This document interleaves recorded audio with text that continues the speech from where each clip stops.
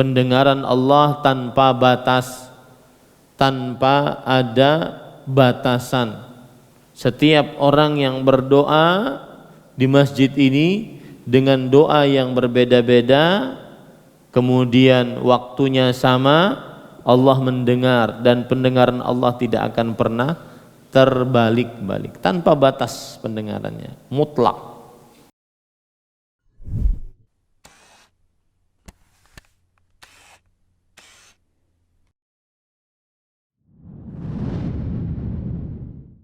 Assalamualaikum warahmatullahi wabarakatuh. Bismillahirrahmanirrahim. Innal hamdalillah nahmaduhu wa nasta'inuhu wa nastaghfiruh wa na'udzu billahi min shururi anfusina wa sayyiati a'malina. Man yahdihillahu fala mudilla lahu wa man yudlil fala hadiya lahu.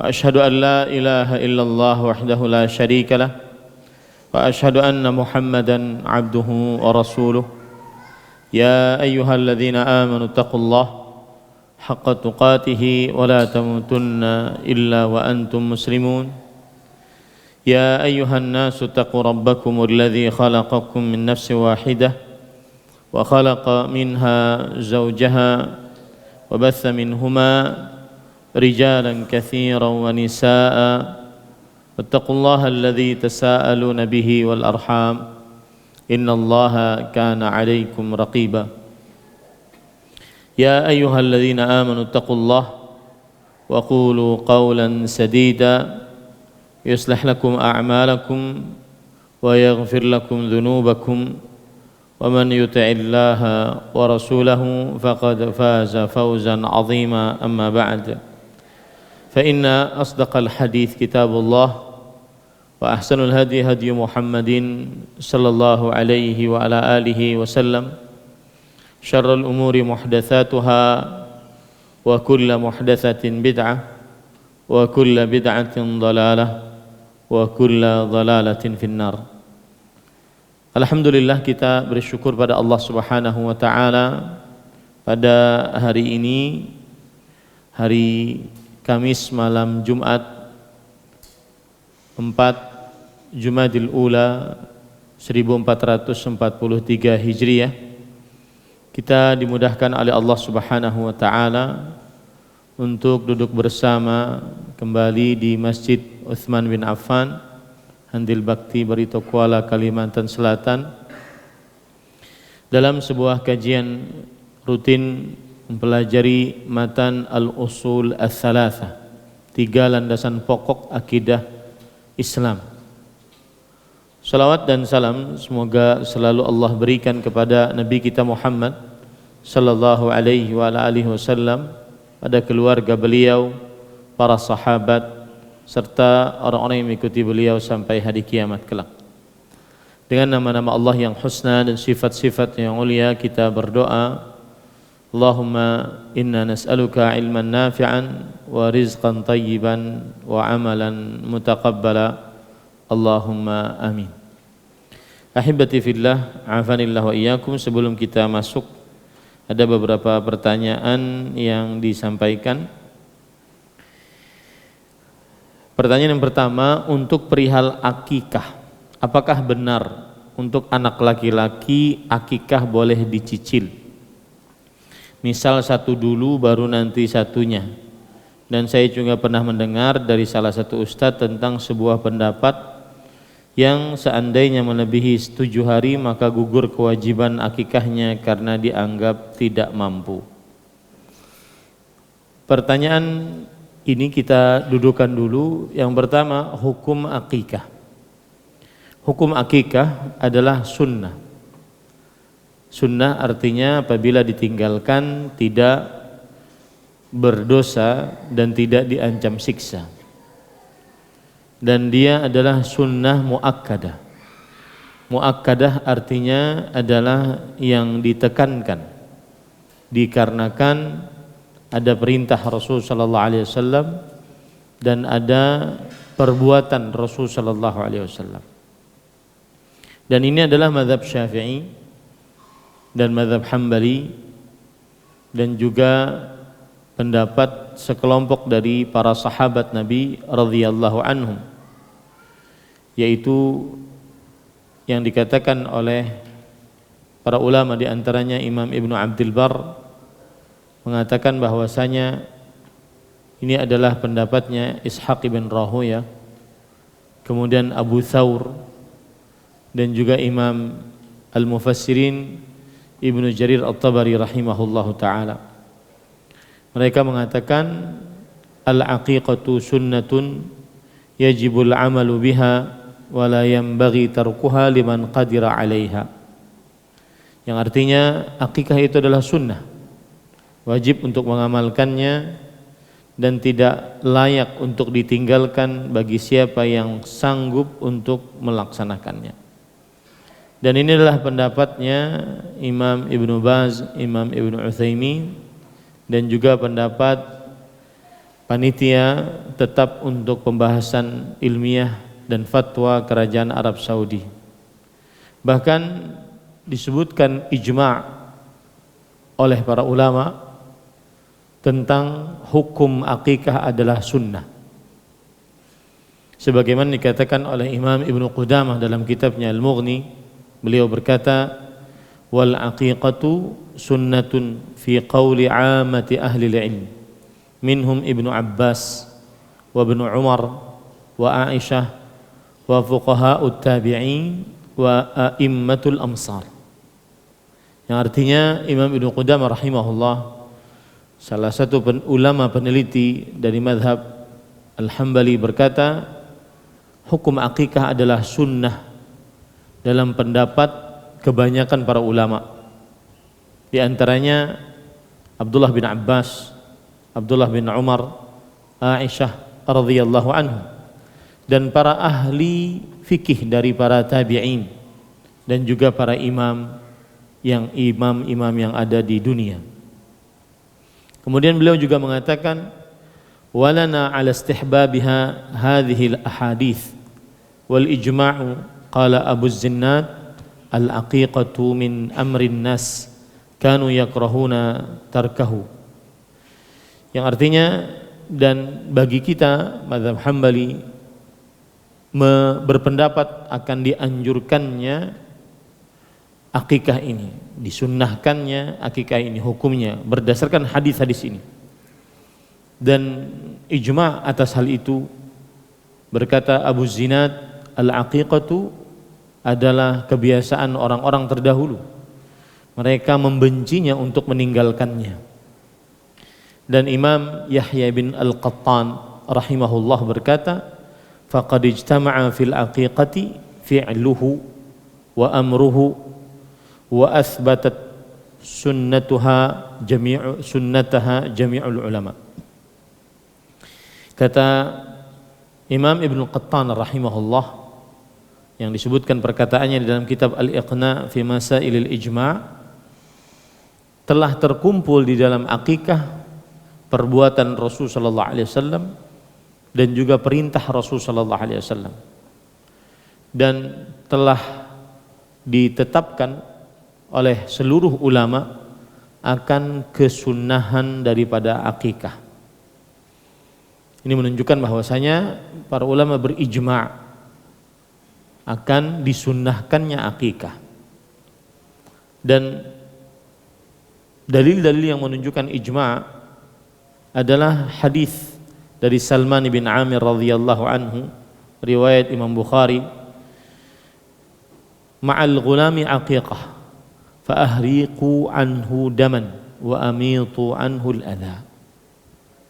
Yang artinya, dengan kelahiran anak laki-laki maka disyariatkan akikah. Teteskanlah darah atasnya dan hilangkanlah kotoran darinya. Begitu juga dalam hadis yang diriwayatkan oleh Imam Abu Daud dari Ummu Kurz, bahwa beliau bertanya kepada Rasulullah sallallahu alaihi wasallam tentang akikah. Lalu Rasul sallallahu alaihi wasallam menjawab, anil ghulami syatan wa anil untha wahidatun wa la yadhurrukum dzukranan kunna am inathan. atas anak laki-laki disembelih 2 kambing dan atas anak perempuan disembelih 1 kambing. Tidak membahayakan bagi kalian apakah anaknya laki-laki semua ataukah anaknya perempuan semua.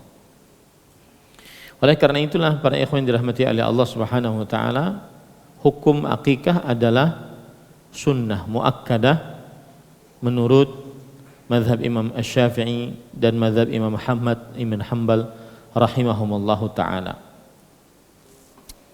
Taib.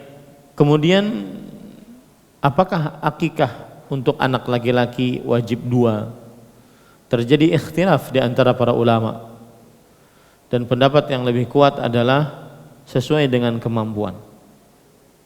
Apabila mampunya 2 untuk anak laki-laki, maka silahkan 2. Apabila mempunyai 1, maka silahkan 1 untuk anak laki-laki. Hal ini berdasarkan hadis riwayat Imam Abu Dawud bahwa anna Rasulullah sallallahu alaihi wasallam aqqa anil Hasan wal Husain kabshan, bahwasanya Rasul sallallahu alaihi wasallam mengakikahi Hasan dan Husain 1 kambing, 1 kambing, menunjukkan bahwasanya apabila orang tua tidak sanggup kecuali hanya 1 kambing untuk anak laki-laki, maka 1 kambing sudah mencukupi. Tetapi jika orang tua mempunyai kelebihan harta, maka 2 kambing lebih utama berdasarkan sabda Rasul sallallahu alaihi wasallam. Dan telah maklum di antara para ulama bahwasanya al-qaulu yuqaddamu 'alal fi'l. Ucapan lebih didahulukan dibandingkan perbuatan, karena terkadang perbuatan menunjukkan kepada kekhusus atau dalam keadaan tertentu dilakukan oleh Rasul sallallahu alaihi wasallam. Kemudian kalau begitu sudah terjawab, apakah harus 2? Maka jawabannya boleh 1. Kalau seandainya orang tua sanggup 1, apakah kemudian nanti dicicil 1 lagi? Saya belum mendapati akan hal itu. Tetapi jika seseorang sanggupnya 1, maka sudah mencukupi. Kemudian selanjutnya para ulama bersepakat bahwasanya akikah tidak wajib untuk yang tidak sanggup. Akikah tidak wajib untuk yang tidak sanggup. Meskipun Imam Ahmad rahimahullahu taala menyarankan agar berhutang jika memang tidak memberatkan dalam perihal akikah, karena sunnah muakkadahnya tadi boleh berhutang dalam perihal akikah jika memang tidak memberatkannya. Tetapi para ulama bersepakat akikah tidak wajib bagi siapa yang tidak sanggup. Kemudian apakah kalau seandainya tidak sanggup untuk hari ke-7 gugur kewajiban? Kalau memang dia tidak sanggup, maka tidak mengapa dia tidak melakukan akikah pada anaknya.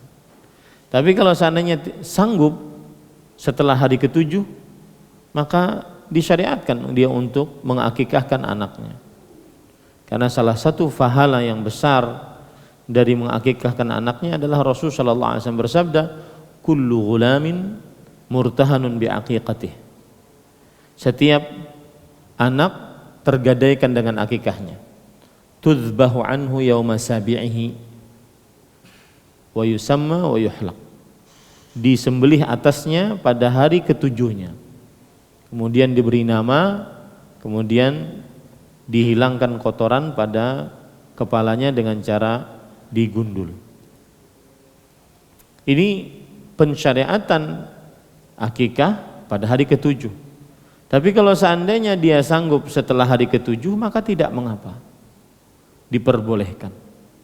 Ada yang mengatakan sebagaimana perbuatan Aisyah, hari ke-7 tidak bisa, hari ke-14. Ada yang mengatakan hari ke-21. Semuanya ini belum ada dalil terperinci. Kapan orang tua sanggup, maka silahkan dia mengakikahi anaknya. Dan bolehkah mengakikahi diri sendiri? Sebagian ulama salaf memperbolehkannya. Di antaranya Al-Hasan Al-Basri rahimahullah mengakikahkan dirinya sendiri atau memfatwakan bolehnya mengakikahkan diri sendiri jika memang sanggup. Tetapi tidak ada kewajiban bagi diri sendiri mengakikahkan dirinya sendiri. Karena dulu orang tua tidak sanggup, kemudian sekarang saya sanggup, maka tidak ada kewajiban. Karena akikah syariat untuk orang tua. Apabila orang tua tidak sanggup dan orang tuanya sudah meninggal, ya sudah selesai. Tapi jika dia ingin untuk mengakikahkan dirinya sendiri, maka diperbolehkan. Allahu a'lam. Pertanyaan selanjutnya, jika rasa harap adalah bentuk ibadah, apakah sikap pesimis dan mudah menyerah adalah kemaksiatan? Jawabannya iya, haram, bahkan dosa besar. Allah Subhanahu wa taala berfirman ketika menceritakan tentang Nabi Ya'qub alaihi salam, bapaknya Yusuf alaihi salam. Ya bani yadhhabu fatahassasu min Yusuf wa la tayasu min rauhillah innahu la yayasu min rauhillah illa al-qaumul kafirun. Wahai anakku, anak-anakku yaitu al-asbab, jumlah anak beliau sekitar 12, saudara-saudaranya Nabi Yusuf. Idhabu, pergilah kalian, cari Yusuf dan saudaranya Bunyamin, dan janganlah kalian merasa putus asa. Sesungguhnya tidak ada yang merasa putus asa dari rahmat Allah kecuali orang-orang yang kafir. Ketika putus asa diidentikan dengan sifat kekufuran atau sifat orang-orang kafir, maka ini menunjukkan kepada putus asa adalah dosa besar. Sebagaimana merasa aman dari siksa Allah adalah dosa besar, maka berputus asa juga adalah dosa besar. Tidak ada dalam kamus hidup seorang muslim berputus asa, ya, karena dia memiliki Allah yang maha kuasa, Allah yang selalu dia bersandar kepadanya, berdoa kepadanya. Maka sebagaimana seseorang dilarang untuk meremehkan maksiat, maka seseorang juga dilarang untuk berputus asa dari dosa. Allah Subhanahu wa taala Maha Pengampun. Wallahu a'lam. Baik, sekarang kita lanjutkan pada pertemuan sebelumnya. Kita sudah membicarakan Ar-Rabbu huwal ma'bud. Tuhan yang kita ibadahi, dia adalah zat yang diibadahi. Tuhan yang maha memelihara alam semesta ini, Allah Subhanahu wa taala, dia adalah Al-Ma'bud.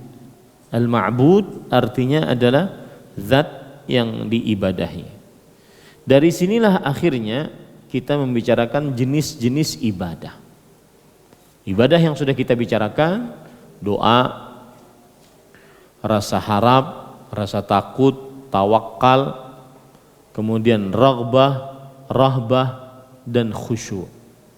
7 macam ibadah yang sudah disebutkan oleh penulis Syekhul Islam Al-Mujaddid Muhammad bin Abdul Wahhab bin Sulaiman bin Ali At-Tamimi rahimahullahu ta'ala. Sekarang kita masuk kepada ibadah yang ke-8. Dan ibadah yang ke-8 ini masih berkaitan dengan ibadah hati. Dan ibadah hati adalah sumber dari ibadah anggota tubuh. Ya. Al-a'mal al-qalbiyah hiyal asl, kata Syekhul Islam Ibnu Taimiyah. Amalan-amalan hati adalah pokok amal. Darinya terdapat amalan-amalan anggota tubuh. Kita sekarang menuntut ilmu agama. Kenapa? Karena ada amalan hati, yaitu kita mencintai Allah, kita takut kepada Allah atas siksanya, kita harap kepada Allah atas pahalanya. Itu amalan hati semua, rasa takut, rasa cinta, rasa takut, rasa harap, amalan hati. Timbullah amalan lahiriah, yaitu menuntut ilmu agama, meluangkan waktu untuk duduk di majelis ilmu. Nah, ibadah yang kedelapan masih berkaitan dengan amalan hati. Qala al-musannif rahimahullah, penulis matan al-usul ats-tsalatsa Syekhul Islam Muhammad bin Abdul Wahhab rahimahullah berkata, wa dalilul khasyati qauluhu ta'ala fala takhshawhum wakhshawun.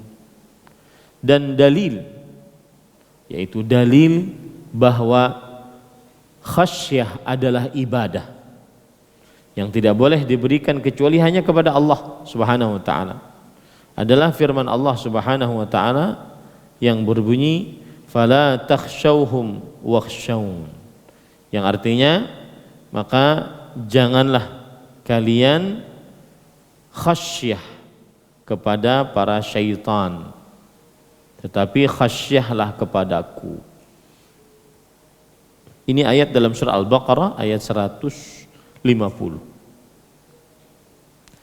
Saya bacakan ayat ini secara lengkap karena ayat ini penggalan, ya, ayat yang disebutkan oleh penulis penggalan. Saya bacakan secara lengkap. Wa min haitsu kharajta fawalli wajhaka syatral masjidil haram wa haitsu ma kuntum fawallu wujuhakum syatrah li'alla yakuna lin-nasi 'ala Allah 'alaikum hujjatun illa alladziina zalamu fala takhshawhum wakhshawni wa liutimma ni'mati 'alaikum wa la'allakum tahtadun. Ini ceritanya adalah kisah Nabi Muhammad sallallahu alaihi wasallam. Dari mana saja kamu keluar, maka palingkanlah wajahmu menuju Masjidil Haram. Dan dari mana saja kamu berada, palingkanlah wajahmu ke arahnya. Artinya kalau kita sholat, baik itu di hadapan kita ada Ka'bah, maka kita wajib menghadapnya. Atau Ka'bah jauh dari kita, maka kita wajib menghadap ke arah Ka'bah. Agar tidak ada hujjah bagi manusia atas kamu. Yaitu agar contoh Nabi Muhammad SAW menjadikan itu tidak ada alasan bagi manusia untuk tidak tahu tentang arah kiblat. Maka janganlah kamu takut kepada mereka. Janganlah kamu takut kepada mereka, maksudnya adalah kepada orang-orang kafir Quraisy. Ya, kepada orang-orang kafir Quraisy. Tetapi takutlah kepada Allah Subhanahu wa taala. Takutlah kepadaku. Khasyah, para ikhwan yang dirahmati oleh Allah Subhanahu wa taala, artinya adalah takut. Tetapi khasyah lebih khusus dibandingkan khauf. Kita sudah belajar kan ibadah namanya al-khauf, yang artinya rasa takut. Nah, ada khasyah yaitu rasa takut juga, tetapi rasa takut yang khusus. Rasa takut yang khusus kenapa? Karena orang yang khasyah dia mengenal yang dikhasyahi. Dia mengenal Allah Subhanahu wa taala yang dia takuti. Itu bedanya rasa khauf dengan rasa khasyah. Khauf takut kepada Allah. Khasyah takut kepada Allah tapi dengan mengenal Allah Subhanahu wa taala. Makanya kan Allah berfirman di dalam Al-Qur'an, innama yakhsyallaha min ibadihil ulama. Sesungguhnya yang takut kepada Allah dari hamba-hambanya adalah hanyalah para alim-alim, para orang-orang yang mengetahui. Surat Fatir ayat 28. Orang-orang yang mengetahui. Jadi khasyah, ingat baik-baik, adalah rasa takut karena mengenal yang ditakuti. Mengenal tentang Allah. Mengenal sifat-sifat Allah Subhanahu wa taala. Allah Maha mengetahui. Pengetahuannya tanpa batas. Allah mengetahui yang telah lalu, yang sedang terjadi dan yang akan terjadi, bagaimana terjadinya. Jikalau terjadi, Allah Maha mengetahui. Kemudian Allah Maha mendengar, pendengaran Allah tanpa batas, tanpa ada batasan. Setiap orang yang berdoa di masjid ini dengan doa yang berbeda-beda, kemudian waktunya sama, Allah mendengar, dan pendengaran Allah tidak akan pernah terbalik-balik, tanpa batas pendengarannya, mutlak. Itu pengenalan terhadap Allah. Allah Maha melihat, Allah Maha kuasa, Allah Maha pencipta, pengatur, Maha luas rezekinya tanpa batas, dan seterusnya. Nah, apabila dia mengenal Allah, lalu dia takut kepada Allah, akibat pengenalan dia kepada Allah itu disebut dengan apa? Khasyah. Ya. Itu disebut dengan khasyah. Allah berfirman dalam Al-Qur'an, "Alam ya'lam bi anna Allah yara." Apakah dia tidak mengetahui bahwa Allah melihat? Yara. Maka ketika dia takut melihat hal-hal yang diharamkan, berbuat hal-hal yang diharamkan, karena Allah Maha melihat kepada dia. Itu namanya khasyah, rasa takut karena mengenal zat yang ditakuti. Makanya Imam Ibnu Qayyim Al-Jauziyah rahimahullah berkata di dalam kitab At-Tibyan fi Aqsamil Quran, khasyatuhu ta'ala maqrunatun bi ma'rifatih wa ala qadri al-ma'rifah takunul khasyah. Yang namanya khasyah kepada Allah adalah selalu dibarengi dengan pengetahuan tentang Allah. Sesuai pengetahuan dia tentang Allah, sebesar itu pula kadar khasyahnya. Sebesar pengetahuan dia tentang Allah, sebesar itu pula kadar khasyahnya. Ya, ini para ikhwan yang dirahmati oleh Allah Subhanahu wa taala. Kemudian khasyah mutadamminatun lirraja. Rasa khasyah itu di dalamnya terdapat rasa harap. Orang yang khasyah selalu berharap kepada Allah Subhanahu wa taala. Kalau seandainya cuma khasyah, maka yang ada adalah putus asa sebagaimana disebutkan tadi. Ya. Kalau cuma khasyah tanpa ada rasa harap, maka dia akan putus asa.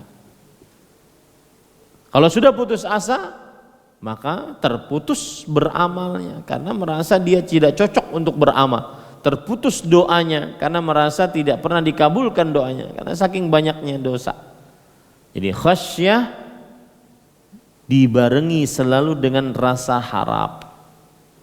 Kalau tidak dibarengi dengan rasa harap, maka akan terjadi putus asa. Sebagaimana rasa harap dibarengi selalu dengan rasa takut. Kalau tidak, dia akan meremehkan maksiat. Jadi selalu ada seperti itu. Kemudian para ikhwan yang dirahmati oleh Allah Subhanahu wa taala, khasyah adalah ibadah yang agung. Karena agungnya Allah memerintahkan untuk khasyah. Wallahu amara bi khasyatihi fala takhshawhum wakhshawni. Janganlah kalian khasyah kepada mereka, tapi khasyahlah kepadaku. Ini para ikhwan yang dirahmati oleh Allah Subhanahu wa taala. Ada perkataan yang menarik dari Imam Al-Qayyim rahimahullahu taala, wa la yumkinu li ahadin qattu an yasila ma amara Allahu bi waslihi illa bi khasyatihi. Wa mata tarahalatil khasyatu minal qalb inqata'at hadhil wusal. Dan tidak mungkin seseorang sama sekali untuk menyambung apa yang Allah Subhanahu wa taala perintahkan untuk disambung kecuali dengan khasyah kepadanya. Ini berkaitan dengan silaturahim. Susah seseorang menyambung hubungan rahim apalagi kalau mempunyai pengalaman buruk dengan rahim-rahim. maka tidak akan tersambung rahim yang sudah pecah kacanya, buruk pengalaman dengan rahimnya, kecuali ketika dia khasyah kepada Allah. Adik kakak berantem, kemudian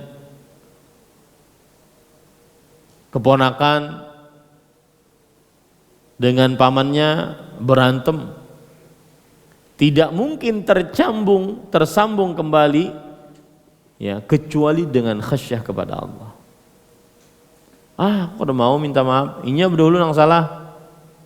Tidak mungkin itu disambung, baik yang benar ataupun yang salah, maka tidak mungkin bisa menyambung kembali kecuali dengan khasyatullah, takut kepada Allah karena mengenal Allah Subhanahu wa taala. Apa buah manis orang yang khasyah kepada Allah? Yang pertama, orang yang khasyah kepada Allah sering sekali mengingat yang dikhasyai. Sering sekali mengingat yang dikhasyai, sehingga dia sering perasaannya itu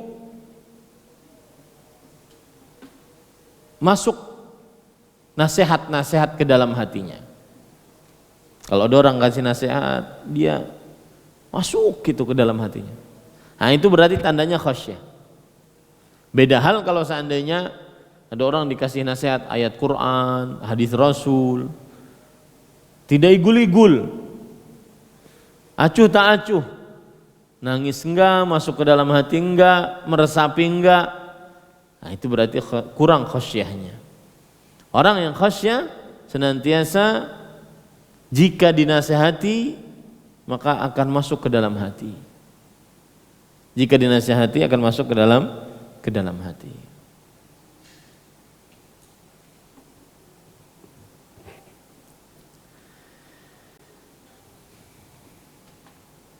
Allah berfirman dalam Al-Quran, sayadzakkaru man yakhsha. Sayadzakkaru man yakhsha, yang artinya maka akan selalu mengingat orang yang khasyah. Surat Al-A'la ayat 10. Begitu juga Allah berfirman, wa inna fi dzalika la'ibratan liman yakhsha. Sesungguhnya itu di dalam itu terdapat pelajaran bagi siapa yang yakhsha, khasyah. Dia sering mengambil pelajaran dari kehidupan yang dia lihat, yang dia dengar. Mungkin orang menganggapnya biasa, tapi dia bisa mengambil pelajaran. Itu akibat khasyatullah. Melihat sesuatu, dia bisa mengambil pelajaran darinya.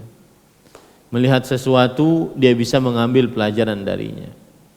Melihat semut, dia bisa mengambil pelajaran darinya. Jangankan perkara-perkara yang besar, semut yang kecil, dia bisa mengambil pelajaran darinya. Itu berarti hatinya khasyah. Melihat sesuatu kejadian, dia bisa mengambil pelajaran darinya. Itu berarti hatinya sedang khasyah, takut kepada Allah karena mengenal Allah Subhanahu wa taala. Kemudian para ikhwan yang dirahmati oleh Allah, itu yang pertama berarti. Buah manis orang yang khasyah, mudah dinasihati. Nasihat terus masuk ke dalam hati. Ya, nasihat menghujam ke dalam hati. Ingat apa yang dinasihati. Bukan masuk telinga kanan keluar lagi dari telinga kanan, enggak. Ingat apa yang dinasihati. Kemudian yang kedua, buah manis dari khasyah adalah orang-orang yang khasyah senantiasa hatinya bergetar apabila berzikir dan diingatkan nama Allah Subhanahu wa taala. Sebagaimana firman Allah, taksya'irru minhu juludul ladzina yakhshawna rabbahum thumma talinu juluduhum wa qulubuhum ila dzikrillah. Yang artinya taksya'irru, bergetarlah karenanya kulit orang-orang yang khasyah kepada Allah. Disebutkan nama Allah, misalkan, hei ittaqillah, takut kepada Allah. bulu kuduknya merinding. Diingatkan tentang Allah, bulu kuduknya merinding. Itu orang khasyah kepada Allah Subhanahu wa taala. Kemudian menjadi tenang kulitnya dan hati mereka dengan mengingat Allah Subhanahu wa taala. Saat disebutkan berzikir kepada Allah, istighfar kepada Allah, baru hatinya tenang. Nah, itu orang khasyah kepada Allah. Itu buah manis yang kedua. Itu orang yang khasyah senantiasa dia hatinya berzikir kepada Allah Subhanahu wa taala. Kemudian para ikhwan yang dirahmati oleh Allah Subhanahu wa taala, termasuk buah manis khasyah kepada Allah adalah pasti mendapatkan ampunan Allah Subhanahu wa taala. Dan pahala yang besar. Sebagaimana disebutkan oleh Allah Subhanahu wa taala, innal ladzina yakhshawna rabbahum bil ghaibi lahum maghfiratun wa ajrun 'azim. Sesungguhnya orang-orang yang takut kepada Allah Subhanahu wa taala, khasyah kepada Allah, bagi mereka ampunan, maghfirah, dan juga bagi mereka pahala yang besar. Surat Al-Mulk ayat 12. Ayat ini menarik terutama di zaman sekarang, zaman media sosial, zaman orang bermaksiat sembunyi-sembunyi. Innal ladzina yakhshawna rabbahum bil ghaib. Sesungguhnya orang-orang yang khasyah kepada Tuhan mereka yang tidak tampak oleh mereka. Ya. Seseorang tidak suka dilihat saat dia bermaksiat. Maka pada saat itu semestinya dia meyakini bahwa ada yang maha melihat, yang penglihatannya tanpa batas, maka dia wajib lebih tidak suka lagi saat dia bermaksiat. Kalau kita melihat hal-hal yang diharamkan di media sosial, sembunyi-sembunyi, karena takut dilihat orang. Wa karihta an yattali alaihin nas, benci dilihat oleh manusia. Semestinya kita lebih benci saat sendirian. Kenapa? Karena yang maha melihat melihatnya. Yang maha melihat, penglihatannya tanpa batas, melihat. Makanya kan ada para ulama mengatakan, la taj'alillah ahwanan nadhirina ilaih.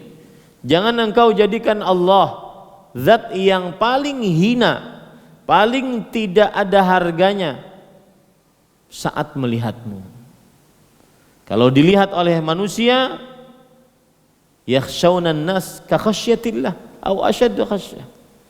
Mereka takut kepada manusia seperti takut kepada Allah, atau lebih takut kepada Allah, kepada manusia. Ya. Tetapi ketika sendirian berarti kan Allah yang maha melihatnya, tidak ada manusia yang melihatnya. Maka dia lancang. Makanya para ulama mengatakan salah satu penyebab mengapa bermaksiat sendirian menghapuskan dosa, menghapuskan pahala, karena dia lancang terhadap Allah. Allah yang maha melihat tanpa batas penglihatannya, dia lancang di hadapannya. Adapun manusia yang melihat dan penglihatannya terbatas, dia tidak mau lancang. Ini penyebab mengapa bermaksiat saat sendirian terhapus pahalanya. Sebagaimana hadis riwayat Imam Ibnu Majah dari sahabat Nabi Thauban maula Rasulullah sallallahu alaihi wasallam, bahwa Rasul sallallahu alaihi wasallam bersabda, la a'lamanna aqwaman min ummati ya'tuna yaumal qiyamah bihasanatin amthali jibali tihamata bidan.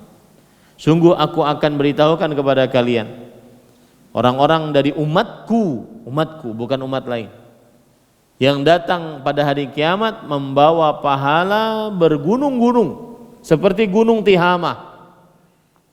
Gunung Tihamah disebutkan karena dikenal oleh orang Arab, gunung yang paling besar di negeri Yaman, dan dia bergunung-gunung. Fayaj'aluha Allahu azza wa jalla haba'an manthura. Lalu Allah Subhanahu wa taala menjadikan pahala bergunung-gunung tersebut seperti haba, debu-debu yang berterbangan. Pian buka jendela, ada matahari masuk, kemudian ada bintik-bintik debu, seperti itulah yang disebut dengan haba. Asalnya bergunung-gunung dijadikan oleh Allah seperti debu-debu yang berterbangan. Thauban radhiyallahu anhu langsung mengejar, sifhum lana ya Rasulullah, jallihim alaina alla nakuna minhum wa nahnu la na'lam. Sifati untuk kami tentang mereka wahai Rasulullah, jelaskan kepada kami sifat mereka agar kami tidak seperti mereka dalam keadaan kami tidak menyadarinya. Rasul sallallahu alaihi wasallam mengatakan, innahum min ikhwanikum, mereka adalah saudara kalian, artinya saudara seiman, orang beriman. Wa min bani jildatikum, dan mereka manusia seperti kalian. Ya'khuduna minal lail kama ta'khudun, mereka bangun salat malam sebagaimana kalian salat malam. Walakinnahum idza khalau bimaharimillahi intahakuha, tapi jika mereka sendirian dengan hal-hal yang diharamkan oleh Allah, mereka langgar. Pahalanya berarti terhapus. Apa penyebabnya? Para ulama mengatakan ada dua. Salah satunya dia lancang terhadap Allah. Ya, yastakhfuna minan nas wa la yastakhfuna minallah. Mereka menyembunyikan dari manusia tapi tidak menyembunyikan dari Allah yang Maha melihat, penglihatannya tanpa batas. Wa huwa ma'ahum idz yubayyitun ma la yadha minal qaul. Allah bersama dia saat malam hari. Sebab yang kedua, mengapa orang tersebut dihapuskan pahalanya saat bermaksiat, saat sendirian? Karena dia seakan-akan menghilangkan sifat basar untuk Allah, menghilangkan sifat maha melihat untuk Allah Subhanahu wa taala. Dan siapa yang mengingkari sifat-sifat Allah kafir, dan orang kafir terhapus pahalanya. Nah, ini hati-hati. Ini berkaitan semuanya dengan khasyah kepada Allah Subhanahu wa taala. Makanya saya katakan ayat tadi, innal ladzina yakhshawna rabbahum bil ghaib lahum maghfiratun wa ajrun azim. Surat Al-Mulk ayat 12, sesungguhnya orang-orang yang khasyah kepada Tuhannya yang tidak nampak oleh mereka, maka mereka akan mendapatkan maghfirah dan pahala yang besar. Maghfirah ada 3 maknanya. Dosa, keburukan dosanya, bau dosanya, aib dosanya ditutupi oleh Allah. Kan indah sekali itu. Kita kan tidak ingin, apalagi setelah kita mati, dosa Ahmad Zainuddin terbongkar. Wah, itu malu sekali. Malu dirinya dan malu anak istrinya. Begitu juga ketika kita mintakan ampunan untuk orang tua. Rabbana ighfirli wa liwalidayya warhamhuma kama rabbayani shaghira. Itu salah satunya kita minta maghfirah dari Allah agar aib orang tua kita setelah beliau mati tidak terbongkar. Yang kedua makna dari maghfirah adalah yaitu dihapuskan dosa. Dan penghapusan dosa ada 2 macam, dari catatan amal dan dari siksa di akhirat.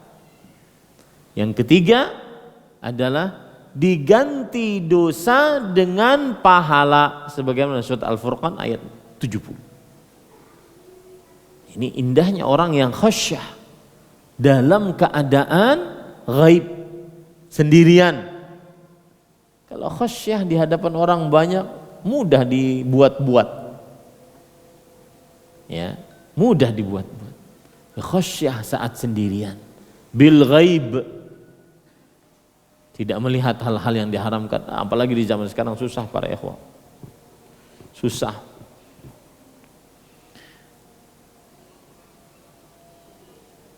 Tidak ada yang gaib sekarang. Terbuka semua. Lahum maghfirah wa ajrun kabir. Bagi mereka maghfirah dan pahala yang besar. Silahkan azan dulu.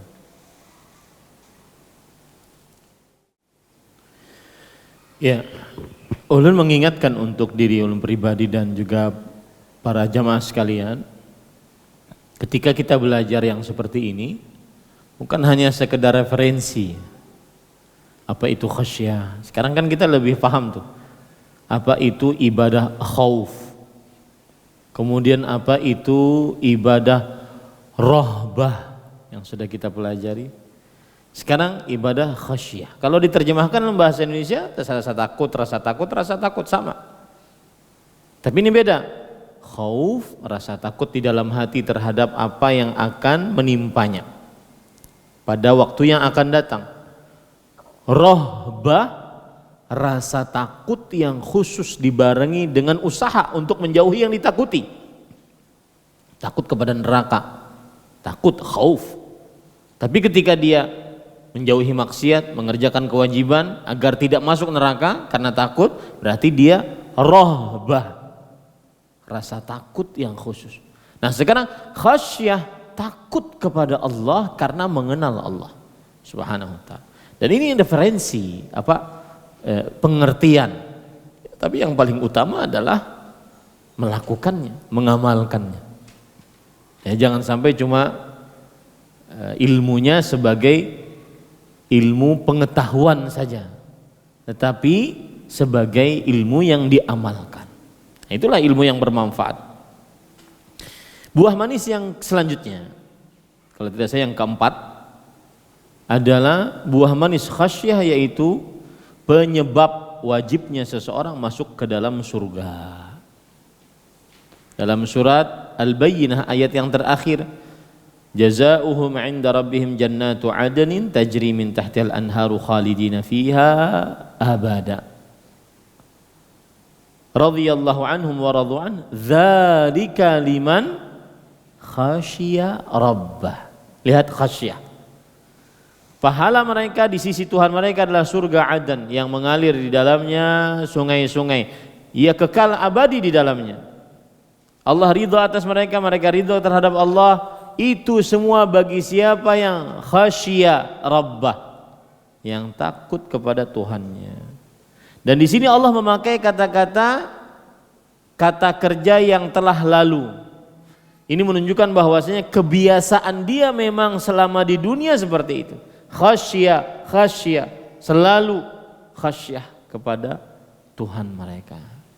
Ini dalil menunjukkan bahwa orang yang khasyah, buah manisnya adalah masuk surga Aden. Masuk surga Aden. Kemudian, ini ada perkara menarik. Itu sudah selesai, buah manis dari khasyah. Sekarang para ikhwan yang dirahmati oleh Allah, kullu man khasyallah fahuwa alim. Siapa yang khasyah kepada Allah, maka dialah orang yang berilmu. Ya, al-ilmu khasyatullah, kata para ulama. Yang namanya ilmu itu adalah yang mendatangkan khasyah kepada Allah. Kalau ada orang hafal Quran, hafal hadis, tetapi dia tidak khasyah kepada Allah, bukan orang berilmu. Ya. Yang ilmu adalah yang mendatangkan khasyah kepada Allah. Siapa yang khasyah kepada Allah, dialah orang berilmu. Nah, ini pada ikhwan yang dirahmati oleh Allah. Taib. Sekarang kita ibadah yang ke berapa sekarang? 9. Yang disebut dengan al-inabah. Maka sebelum saya masuk kepada al-inabah, kalau sudah kita pahami bahwa khasyatullah adalah ibadah, maka tidak boleh khasyah kecuali hanya kepada Allah. Siapa yang memalingkan khasyah kepada selain Allah, maka dia musyrik, kafir. Ya, sekarang kita membicarakan yang ke-9, ibadah yang ke-9, masih berkaitan dengan ibadah hati. Qala al-musannif rahimahullah, wa dalilul inabati qauluhu ta'ala wa anibu ila rabbikum wa aslimu lah. Dalil al-inabah, ibadah yang ke-9 adalah yang disebut dengan al-inabah. Apa itu inabah? Al-inabah, para ikhwan yang dirahmati oleh Allah Subhanahu wa taala, artinya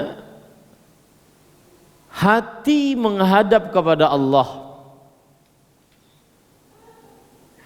Hati menghadap kepada Allah Subhanahu wa taala. Dan selalu menghadap kepada Allah dengan mengerjakan ketaatan-ketaatan kepadanya. Al-inabah itu kalau di dalam amalan lahiriah seperti orang i'tikaf. Orang i'tikaf di masjid, ya, jasadnya sangat berkaitan erat dengan masjid. Nah, begitulah gambaran inabah, cuma ini hati.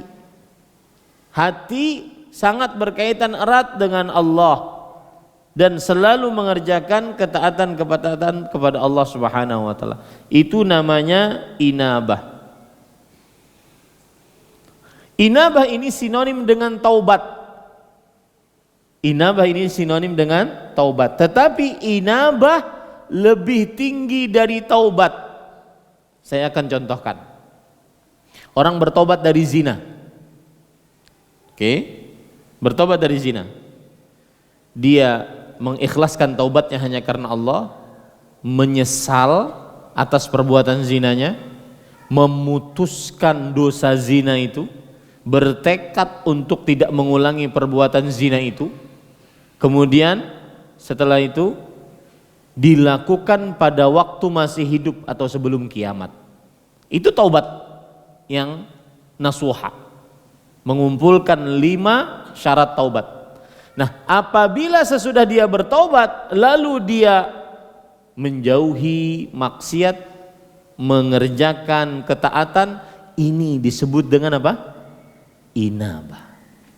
Jadi kalau boleh dikatakan, inabah adalah taubatun wa ziyadah, taubat dan tambahan. Itu namanya inabah. Ya. Ini para ikhwan yang dirahmati oleh Allah Subhanahu wa taala. Contoh istilah hijrah di zaman sekarang. Hijrah dari bekerja di tempat yang haram, berhenti dia. Kemudian setelah itu dia mengerjakan ketaatan-ketaatan, menjauhi maksiat. Nah, saat dia berhenti, dia berarti bertaubat. Lalu dia terus menggali dirinya untuk beramal, ini namanya disebut dengan apa? Inabah. Nah, ilmunya begitu. Tapi seperti yang sudah saya singgung tadi, bukan hanya sekedar referensi pengetahuan. Jadikan ini sebagai ilmu yang bermanfaat, diamalkan dalam kehidupan kita sehari-hari. Seorang perempuan berhenti jadi model, bertobat tuh. Setelah dia berhenti jadi model, bertobat, lalu dia mengerjakan ketaatan, menjauhi maksiat, belajar ilmu agama, berusaha mengamalkannya, berusaha mendakwahkannya. Ini namanya apa? Inabah. Itu bedanya inabah dengan taubat. Taib. Kemudian para ikhwan yang dirahmati oleh Allah Subhanahu wa taala, dan inabah adalah kebiasaan para nabi. Ini patut digarisbawahi. Kebiasaan para nabi alaihi wassalatu wassalam. Allah berfirman tentang Nabi Daud, wa dhanna Daudu annama fatannah fastaghfara rabbahu wa kharra raki'an wa anab. Nabi Daud alaihissalam mengira bahwa Nabi Daud akan binasa. Maka Nabi Daud akhirnya beristighfar kepada Tuhannya, kemudian ruku dan sujud dan inabah. Ya, istighfar dan tambahan, itu namanya inabah. Ini kebiasaan para nabi. Nabi Sulaiman, Allah berfirman, walaqad fatanna Sulaiman wa alqaina ala kursiyihi jasada thumma anab. Kemudian kami berikan fitnah kepada Nabi Sulaiman, ujian, dan kami berikan di atas kursinya sebuah jasad. Kemudian Nabi Sulaiman anab, berinabah, taubat dan mengerjakan ketaatan-ketaatan. Nabi Syuaib juga begitu. Nabi kita Muhammad sallallahu alaihi wasallam, dzalikumullahu rabbi alaihi tawakkaltu wa ilaihi unib. Itulah Tuhanku Allah, kepadanya lah aku bertawakal dan hanya kepadanya lah aku berinabah.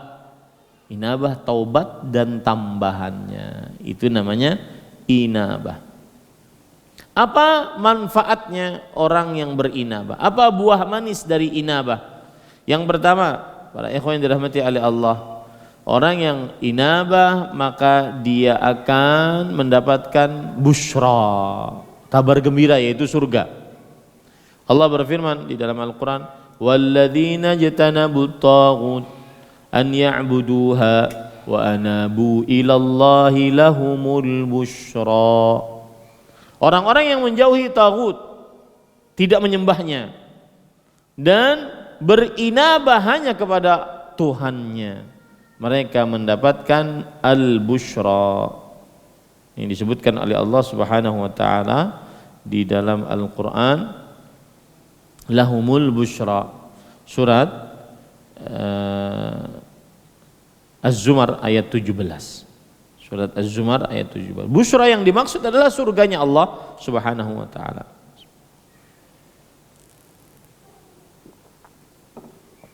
Kemudian orang yang inabah, buah manisnya adalah ditahan dari siksa Allah Subhanahu wa taala.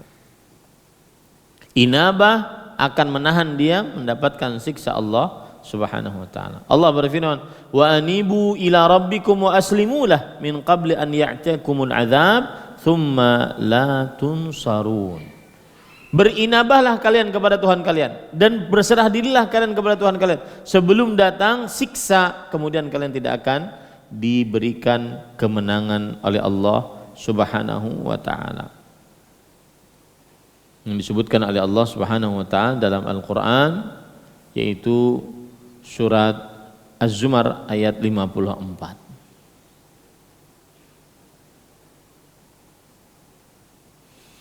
Nah, para ikhwan yang dirahmati oleh Allah Subhanahu wa taala, berarti inabah adalah ibadah, maka tidak diperbolehkan dipalingkan inabah kecuali hanya kepada Allah. Siapa yang beribadah kepada selain Allah, berinabah kepada selain Allah, maka dia akan melakukan kesyirikan kepada Allah Subhanahu wa taala. Nah, ini inabah, para ikhwan yang dirahmati oleh Allah. Nah, yang kesembilan ini adalah ibadah yang terakhir di dalam matan usulul tsalatsa yang berkaitan dengan ibadah-ibadah hati. Jadi sudah 9 ibadah yang kita pelajari. Ya, 1 doa. Kemudian al-khauf, rasa takut. Ar-raja, rasa harap. Tawakal. 1, 2, 3 dan 4 ini adalah amalan hati. Kemudian raghbah, rasa harap dibarengi dengan usaha. Rahbah, rasa takut dibarengi dengan usaha. Kemudian khusyuk. Sampai 6 ini adalah amal-amal ibadah hati. Pada malam ini kita pelajari yaitu khasyah dengan inabah. Semuanya ini adalah amalan hati. Insyaallah pekan depan kita mempelajari amalan-amalan lahiriah, di antaranya isti'anah, istighatsah, isti'adzah. Ini ibadah-ibadah penting yang mana itu adalah ibadah tidak boleh diberikan kecuali hanya kepada Allah. Jika dipalingkan kepada selain Allah, maka dia melakukan kesyirikan. Kenapa? Karena Ar-Rabbu huwal ma'bud. Allah, Tuhan kita adalah zat yang diibadahi. Oleh karena itu seluruh ibadah, baik amalan hati, amalan anggota tubuh, amalan lisan, hanya diberikan kepada siapa? Allah Subhanahu wa ta'ala. Dan malam ini kita mempelajari ibadah yang agung, yaitu khasyatullah dan inabah kepada Allah. Khasyatullah membuat seseorang menahan diri dari bermaksiat. Inabah membuat seseorang berharap kepada Allah Subhanahu wa ta'ala, sehingga hidupnya senantiasa balance, standar, sama, ya, takut dibarengi dengan rasa harap sehingga tidak putus asa, rasa harap dibarengi dengan rasa takut sehingga tidak semena-mena. Semoga ini menjadi ilmu yang bermanfaat. Dan sekali lagi saya berharap untuk diri saya pribadi dan juga Bapak Ibu saudara-saudari sekalian, ini jadikan ilmu, bukan hanya sebagai referensi. Ya, kita bisa saja baca isti'anah itu apa, kemudian isti'adzah itu apa, kemudian selesai dalam satu malam. Tapi saya ingin kita belajar akidah, juga kita belajar menata hati, sehingga akidahnya bukan hanya ilmu kulitnya saja, tetapi juga ilmu yang ada di dalam hati, sehingga akidahnya, tauhidnya membimbing kita untuk berkelakuan yang lebih baik, baik pada diri sendiri, kepada anak istri, ataupun kepada orang lain yang kita hadapi di dunia ini. Ini yang bisa saya sampaikan. Kita cukupkan dengan kafaratul majlis. Subhanakallahumma bihamdik, asyhadu an la ilaha illa anta, astaghfiruka wa atubu ilaik. Sallallahu nabiyana Muhammad walhamdulillahi rabbil alamin. Wassalamualaikum warahmatullahi wabarakatuh. Terima kasih. Jazakumullah khairan wa barakallahu fikum. Video ini dibuat atas partisipasi dari donasi Anda. Semoga menjadi amal jariah bagi Anda semuanya.